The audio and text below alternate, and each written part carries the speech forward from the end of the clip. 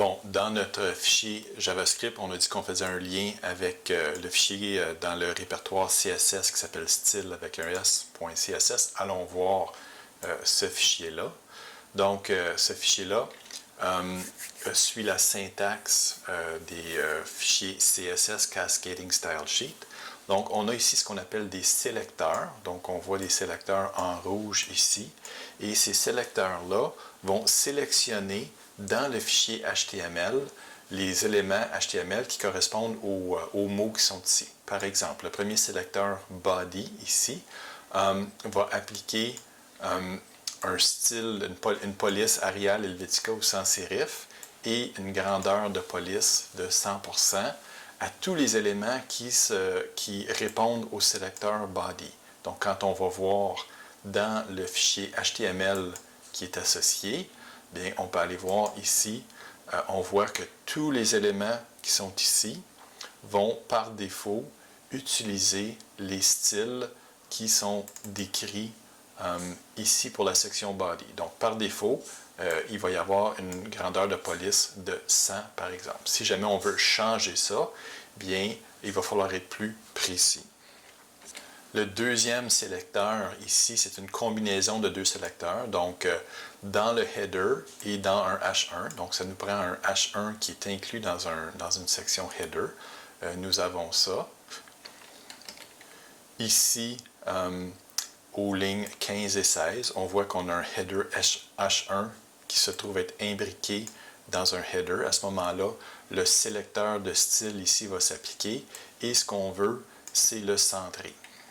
Si on voulait par exemple changer la couleur, on pourrait rajouter une ligne ici et puis changer la couleur de ce header. Le troisième sélecteur que je vois ici s'applique aux éléments HTML footer. Nous avons effectivement un élément HTML footer que j'ai ajouté cette semaine.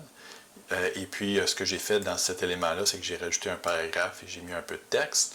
Donc, maintenant qu'on a fait ça, on peut venir styler le contenu avec les lignes 10 à 14 ici. J'ai décidé que je voulais que ce soit centré. J'ai décidé que la couleur serait la couleur gris et que ce serait écrit un peu plus petit que notre 100%, donc à 75%.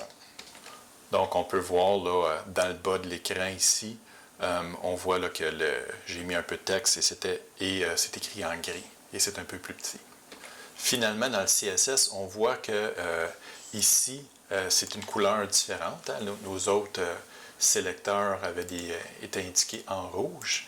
Maintenant, ici, on a un sélecteur spécial qui est précédé d'un hashtag et nommé Canva1. Donc ça veut dire, quand il y a un hashtag ici, ça veut dire qu'on recherche un élément HTML qui a un identifiant qui correspond à Canva1.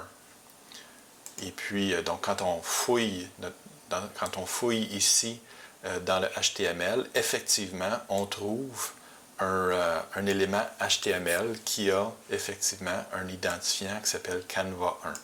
Donc, les styles qui sont ici vont s'appliquer à tout ce qui se trouve à être dans les balises Canva1. Et puis, bon, ce qu'on décide de faire ici aux lignes 18 et 19, c'est que les marges se trouvent être automatiques, donc ils s'ajustent automatiquement et ça permet de centrer notre canevas au milieu de l'écran. On décide aussi qu'on veut mettre une bordure solide qui est la plus mince possible, c'est-à-dire 1 pixel dans une couleur qu'on a choisie noire. Et on peut aussi choisir la couleur de fond. Je vous ai déjà expliqué là, ce que voulait dire le RGBA. Le R, c'est la quantité de rouge, de 0 à 256. Même chose pour le vert et le bleu. Et puis le 1, c'est le niveau d'opacité. Donc, 1, ça veut dire que c'est totalement opaque. Donc, on ne voit pas ce qu'il y a derrière. Donc, si on mettait 0.5, ce serait moitié opaque, moitié transparent. Et on verrait à moitié ce qu'il y a en arrière de cet élément-là.